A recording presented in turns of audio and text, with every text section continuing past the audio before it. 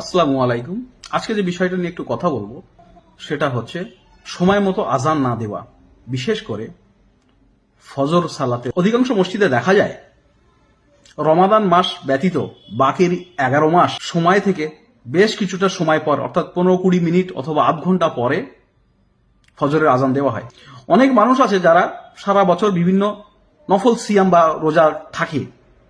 গ্রামে গঞ্জে অনেক বয়স্ক মানুষ আছে, তাদের মোবাইল নেই, তাদের অনেক সময় ঘড়িও নেই।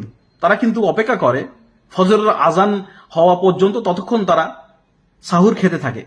এবার যদি সময় মতন আজানটা না হয়, তারা কিন্তু আজান পর্যন্ত তারা খেতে থাকবে, কিন্তু একটা তো মহা গোনা। কারণ আজানের অরিজিনাল টাইম হয়ে গেছে দেখা যাচ্ছে 20 মিনিট আগে বা 20 মিনিট আগে।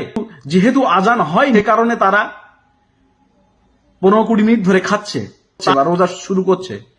এই গোনা যা হচ্ছে, এই গোনার দায়ভার কে